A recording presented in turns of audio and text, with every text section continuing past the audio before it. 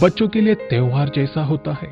उनकी प्रतिभा दिखाने के लिए यह बड़ा मौका देता है। इस दिन वे निश्चित रूप से शिक्षकों और अपने माता पिताओं से उपहार में मिठाई पाते हैं। ज्यादातर देश संयुक्त राष्ट्र के घोषणा पत्र के अनुसार 20 नवंबर को बाल दिवस मनाते हैं। कुछ और देश अपने अपने कारण से किसी और दिन को बालक दिवस का रूप दिया है। उदाहरण के लिए दक्षिण कोरिया में 5 मई को बाल दिवस मनाया जाता है। यह दिन बच्चों के बीच स्वतंत्रता की भावना पैदा करने के लिए डॉक्टर पांग नामक एक लेखक द्वारा प्रस्तावित किया गया था। तुर्की में 23 अप्रैल पर उनकी जनरल असेंबली का गठन हुआ था और वो उसी दिन को बाल दिवस मनाते हैं। भारत में भी बच्चों के लिए बाल दिवस है और वह नवंबर 14 पे आने वाली जवाहरलाल नेहरू जी का जन्म दिवस पर मनाया जाता है। जवाहरलाल नेहरू भारत के पहले प्रधानमंत्री ही नहीं बल्कि हमारी आजादी के संघर्ष के एक मुख्य नेता भी थे। उनका जन्म इलाहाबाद में मोतीलाल नामक एक वकील के घर में वर्ष 1889 में हुआ था। उनकी मां का नाम स्वरूपा रानी था। अमीर परिवार होने के कारण नेहरू जी को घर में ही पढ़ाया जाता था।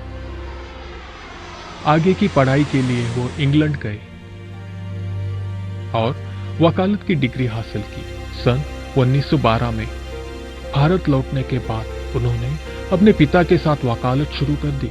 अपने परिवार की तरह नेहरू जी को भी हमारे देश में शासन कर रहे अंग्रेजों के खिलाफ लड़ने में दिलचस्पी थी। सैकड़ों की जान लेने वाली जालियनवाला बाग जैसी दुर्घटना उनको स्वतंत्र संग्राम में भाग लेने के लिए प्रेरित की। वो राष्ट्रीय कांग्रेस में शामिल हुए और गांधी जी के साथ मिलकर अंग्रेजों के खिलाफ लड़ने लगे। जब नेहरू जी 1929 में कांग्रेस के अध्यक्ष बने तो उन्होंने तुरंत ही लाहौर में आयोजित एक बैठक में पूर्ण स्वराज के लिए प्रस्ताव पारित कर दिया। आजादी के लिए संघर्ष जब जोर पकड़ने लगा तब असहयोग आंदोलन जैसे उद्यम ब्रिटिश साम्राज्य को जड़ से हिलाने लगे। ऐसे मौके पर नेहरू जी को गिरफ्तार कर लिया गया, लेकिन उन्होंने अपने जेल के दिन भी समाज के लिए उपयोग में लाए। उन्होंने जेल के अंदर ही डिस्कवरी ऑफ इंडिया और glimpses of the world history नामक 2 किताब लिखी। आखिरकार अंग्रेजों को हमारी स्वतंत्रता की मांग के सामने झुकना ही पड़ा।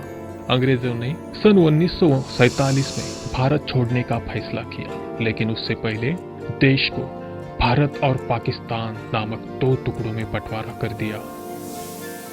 नेहरू जी को सर्वसम्मति से भारत के प्रथम प्रधानमंत्री के रूप में चुना गया। नया देश और नई नई स्वतंत्रता के साथ भारत जैसे विशाल देश का पालन करना इतना आसान नहीं था, लेकिन अपनी कुशलता और योजनाओं के साथ नेहरू जी ने बड़ी बहादुरी से देश का नेतृत्व किया।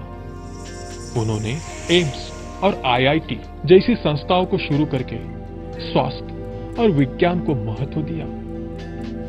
यहां तक कि वैज्ञानिक मानसिकता का शब्द भी उन्होंने ही प्रचलित किया था। उन्होंने व्यवसाय और विज्ञान को बराबर महत्व दिया। वह बांधों को आधुनिक भारत का मंदिर बुलाते थे।